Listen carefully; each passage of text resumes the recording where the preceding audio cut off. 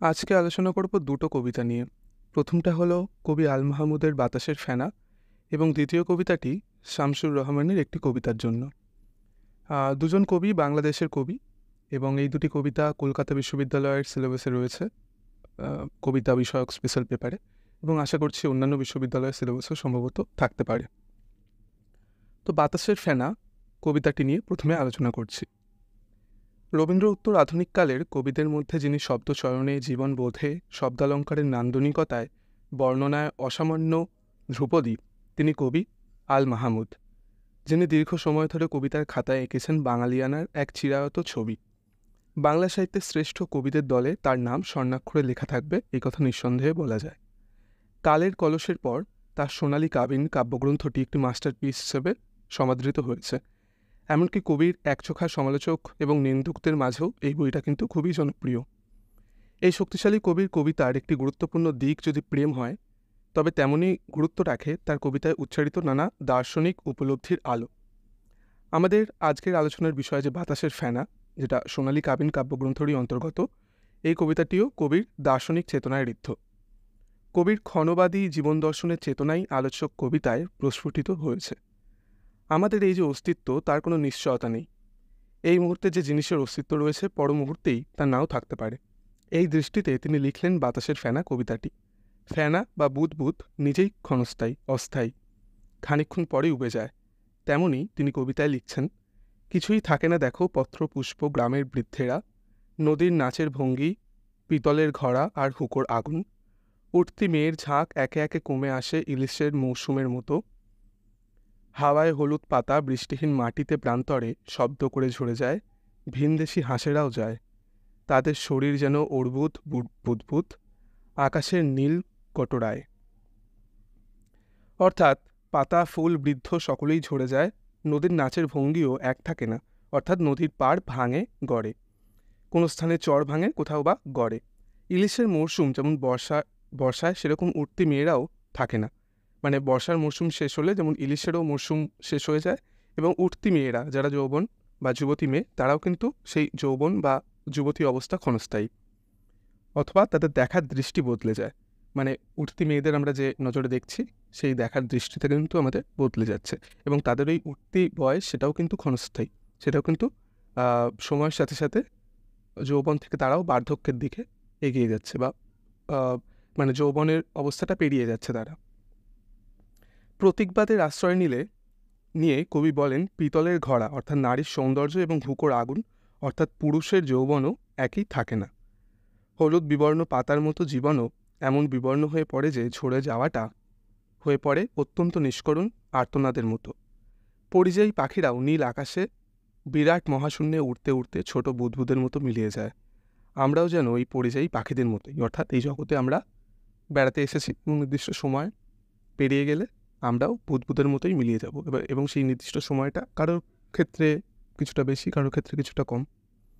কবি পরের স্তবকের শুরুটা করেছেন কতকটা স্বগতোক্তির মতো, এবং বলছেন, কিছুই থাকে না কেন, করগেট ছন কিংবা মাটির দেওয়াল, গায়ের অক্ষয় বট উপড়ে যায় চাঁটগার দারুণ তুফানে, চির খায় পলেস্তরা, বিশ্বাসের মতন বিশাল হুড়মুড় শব্দে অবশেষে ধসে পড়ে আমাদের পাড়ার মসজিদ। কবি স্বগতোক্তি করছেন, আমাদের অস্তিত্ব বুদবুদের মতো উড়ে যায় কেন? টিনের ছাদ, খড়ের দেওয়াল, মাটির দেওয়াল, কোনো আশ্রয়ই চিরদিনের নয়। অক্ষয় বটও ঝড়ে উড়ে যায়। দৈবী শক্তির প্রতিও আর বিশ্বাস থাকে না। পলেস্তারা খসে যায় এবং শেষ পর্যন্ত ধসে যায় পাড়ার মসজিদ। অর্থাৎ যে বটকে অক্ষয় ভেবে হিন্দুরা পুজো করে, অথবা মসজিদ যেটা মুসলমানদের উপাসনাস্থল, কোনো কিছুই কিন্তু চিরস্থায়ী নয়। অর্থাৎ বিশ্বাসও থাকে না আশ্রয়ও। শেষ স্তবকে কবি বলছেন, চড়ুইয়ের বাসা প্রেম লতাপাতা বইয়ের মলাট, দুমড়ে মুচড়ে খসে পড়ে মেঘনার জলের কামড়ে, কাঁপতে থাকে ফসলের আদিগন্ত সবুজ চিৎকার, ভাসে ঘর, ঘরা কলসি, গরুর গোয়াল, বুবুর স্নেহের মতো ডুবে যায় ফুলতোলা পুরানো বালিশ, বাসস্থান অতঃপর অবশিষ্ট কিছুই থাকে না। জলপ্রিয় পাখিগুলো উড়ে ঠোঁট থেকে মুছে ফেলে বাতাসের ফেনা। চড়ুইয়ের বাসা অর্থাৎ ঘরের মধ্যেকার ঘর সবসময় থাকে না। প্রেম মায়া মমতাও চিরস্থায়ী নয়। মলাট অর্থাৎ প্রচ্ছদের মতো জীবনের প্রচ্ছদও খসে যায়। প্রজ্ঞার বিজ্ঞাপনও থাকে না। মেঘনার ঢেউ গ্রাস করে সবুজ ক্ষেত, তেমনভাবেই আমাদের সবুজ দিনগুলোও চিৎকার করতে করতে মরে যায়, আয়ুক হয়ে যায়। ঘরও তার সঙ্গের আনুষঙ্গিক জিনিসপত্রগুলি, জীবনকে সঞ্চিত করে রাখার জিনিসগুলিও ভেসে যায়। দিদির স্নেহমাখা বালিশ, ভালোবাসাও ফুরিয়ে যায়, ভেসে যায়। বাসস্থান, আশ্রয়, স্নেহ, প্রেম, ধর্ম, বিশ্বাস কিছুই চিরকাল টিকে থাকে না। জল হলো জীবন। জলপ্রিয় পাখিদের মতো আমরাও তো জীবনকে ভালোবাসি। আবার এই জলপ্রিয় পাখিরা যেমন ডানা থেকে মুছে ফেলে জলের কণা, তেমনি আমরাও জলবিন্দুর মতোই জীবন থেকে সব কিছু মুছে ফেলি, মুছে যায়। সমস্তই অর্থহীন, সমস্তই বাতাসের ফ্যানার মতোই ক্ষণস্থায়ী, অস্থায়ী। এই বিশেষ দৃষ্টিকোণ থেকে কিন্তু এই কবিতাটির নামকরণটিকেও ব্যঞ্জনধর্মী বলা চলে। তো এভাবেই শুধু কতগুলো শব্দের এলোমেলো টানে ছবির পর ছবির কোলাজ আর মন্তাজ সাজিয়ে জীবনের গভীর সত্যের তথ্য তল্লাশে নেমেছেন কবি। দার্শনিক উপলব্ধি, অনাড়ম্বর সারল্যের মতো এমন উচ্চারণে এই কবিতাটি সার্থক হয়ে উঠেছে। এখানেই আল মাহমুদের অনন্যতা। এ প্রসঙ্গে আরেকটি কথা উল্লেখ করা প্রয়োজন, তা হলো দর্শন যেন কবিতার স্বাদ আস্বাদনের পথে বাধা হয়ে না দাঁড়ায়, সেদিকে লক্ষ্য রাখাও কিন্তু জরুরি। অর্থাৎ কবিতাকে কিন্তু কবিতাই হতে হবে, দর্শন নয়। দর্শন উপলব্ধি করার জন্য কিন্তু দার্শনিকরা রয়েছেন, তার জন্য কিন্তু আমরা কবির কাছে আসবো না। কিন্তু একটা কবিতার অবয়বেই, একটা সার্থক কবিতার অবয়বেই যদি একটা সুন্দর জীবন দর্শন ফুটে ওঠে, তাহলে কিন্তু সেই কবিতাটার আস্বাদনের স্বাদ আরও বেড়ে যায়। আল মাহমুদ নিজেই বলছেন, মানুষ বেঁচে থাকার জন্য নানা রকম দার্শনিক মতবাদ আমদানি করে, সাহিত্যের উপর প্রভাব বিস্তার করে, কিন্তু সব কথার চূড়ান্ত হলো তা সাহিত্য হয়ে উঠতে হবে। বলা বাহুল্য, আলোচ্য বাতাসের ফেনা কবিতাটির ক্ষেত্রে দর্শন কখনোই কবিতার দাবিকে ছাপিয়ে ওঠেনি। কবিতাটি আগে হৃদয়ে বেজেছে, তারপরেই দর্শন হয়ে বোঝার খোঁজে নেমেছে। পরবর্তী আলোচনার বিষয় কবি শামসুর রহমানের একটি কবিতার জন্য কবিতাটি। কবি শামসুর রহমানকে বলা যেতে পারে বাংলাদেশের জাতীয় কবি, এবং তিনি বাংলাদেশের যে নতুন কবিতা লেখার যে সূচনা, সেই সূচনা পথের কিন্তু কাণ্ডারি বলা যেতে পারে। এবং দীর্ঘ সময় ধরে তিনি কবিতার ভাঙা করার মধ্যে দিয়ে কিন্তু নিজেকে সমৃদ্ধ করেছেন এবং বাংলাদেশের কবিতাকেও সমৃদ্ধ করেছেন। তো এই যে একটি কবিতার জন্য, এই কবিতাটিতে দেখছি যে শামসুর রহমান একটি কবিতার জন্য, মানে কবিতা কিভাবে লিখবেন সেই প্রচেষ্টায় কিন্তু রত হয়েছেন, বা একটি সার্থক কবিতার খোঁজে লিপ্ত হয়েছেন। কবিতার এই সন্ধানে তিনি প্রথমেই বৃক্ষের কাছে, মানে গাছের কাছে হাজির হয়ে বলেছেন, দয়াবান বৃক্ষ, তুমি একটি কবিতা কি দিতে পারো? তুমি একটি কবিতা দিতে পারো? বৃক্ষ সপ্রাণ, কিন্তু আপাত জড়। বৃক্ষ দয়াবান কারণ সে ছায়া, ফুল, ফল সব কিছুই দেয়, তার শিকড়ে আঁকড়ে রাখে আমাদের পায়ের তলার মাটি, কিন্তু সে কবিতা দেবে কিভাবে? তাই উত্তরে বৃক্ষ জানায়, আমার সকল বাকর ফুরে আমার মজ্জায় যদি মিশে যেতে পারো, তবে হয়তো বা পেয়ে যাবে একটি কবিতা। অর্থাৎ বাইরে থেকে দেখা যথেষ্ট নয়, নিজের মজ্জায় বৃক্ষকে মিশিয়ে নিতে হবে, প্রতীক্ষা করতে হবে ফুল ফল ফোটার জন্য, মিলবে কবিতাও। এরপর কবি হাত পেতেছেন নিষ্প্রাণ জড় জীর্ণ দেওয়ালের কাছে। জীর্ণ দেওয়ালের কানে বলি, দেওয়াল দেওয়াল আমাকে তুমি একটা কবিতা দিতে পারো? পুরানো দেওয়াল বলে শ্যাওলা ঢাকা স্বরে, এই ইট সুরকির ভিতর যদি নিজেকে গুড়িয়ে দাও, তবে হয়তোবা পেয়ে যাবে একটি কবিতা। দেয়াল মানে প্রতিবন্ধকতা, আবার চারটে দেয়াল মিলে তৈরি হয় ঘর বা আশ্রয়। একটি শীর্ণ দেওয়াল যেখানে শ্যাওলা বা প্রাণের আস্তরণ লেগে আছে, তার ইট সুরকি পেরিয়ে নিজের আমিত্বকে গুড়িয়ে দিয়ে নিজেকে পুনরায় নির্মাণ করা যদি সম্ভব হয়, তবেই হয়তো মিলতে পারে একটি কবিতা। অর্থাৎ মানুষ নিজেই নিজের প্রতিবন্ধক আর নিজেই নিজের আশ্রয়, তাই একটি কবিতা পাওয়ার জন্য নিজেকে ভেঙে চুরে বৃক্ষ বা দেওয়ালের সঙ্গে একীভূত করে নিতে হবে। আমি একটু আগেই বললাম যে শামসুর রহমান বা যে কোনো সার্থক কবি কিন্তু সারা জীবন ধরে নিজেকে ভাঙে গড়ে, নিজের কবিতাকে ভাঙে গড়ে, এবং তার মাধ্যমেই কিন্তু তিনি একজন বিখ্যাত কবি বা জনপ্রিয় কবি বা যুগান্তরের কবি হয়ে ওঠেন। আপাত নীরব জীবনবোধে প্রাজ্ঞ বৃক্ষের কাছে নতজানু হয়ে বলছেন, এরপর কবি সপ্রাণ কিন্তু আপাত নীরব জীবনবোধে প্রাজ্ঞ বৃদ্ধের কাছে নতজানু হয়ে বসেছেন এবং বলছেন, হে প্রাচীন দয়া করে দেবেন কি একটি কবিতা? এবার তিনি গিয়েছেন একজন বয়স্ক, আমাদের পূর্বপুরুষ বয়স্ক একজন প্রবীণ মানুষের কাছে, এবং তার কাছে গিয়ে একটি কবিতা চাইছেন।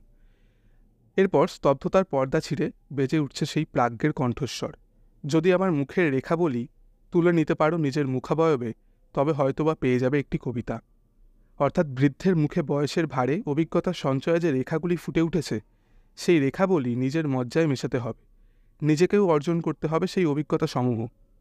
এই অভিজ্ঞতা কিন্তু শুধু যে বয়সজনিত কারণে মানে বয়স বাড়লে তবেই এই অভিজ্ঞতা পাওয়া যাবে তা কিন্তু না। সেই বয়সের সাথে সাথে যে ঘাত প্রতিঘাত সেগুলোকেও কিন্তু চিনতে হবে। অর্থাৎ বয়স বাড়লেই যে অভিজ্ঞতা বাড়বে তা নয়, বয়স বাড়ার সাথে সাথে যে ঘাত প্রতিঘাত সেগুলোকেও কিন্তু অনুভব করতে হবে, মোকাবিলা করতে হবে, তবেই হয়তো জন্ম নেবে একটি কবিতা। এখানে হয়তো শব্দে সংশয় স্পষ্ট, কারণ কবি জানেন সকলেই কবি নয়, কেউ কেউ কবি।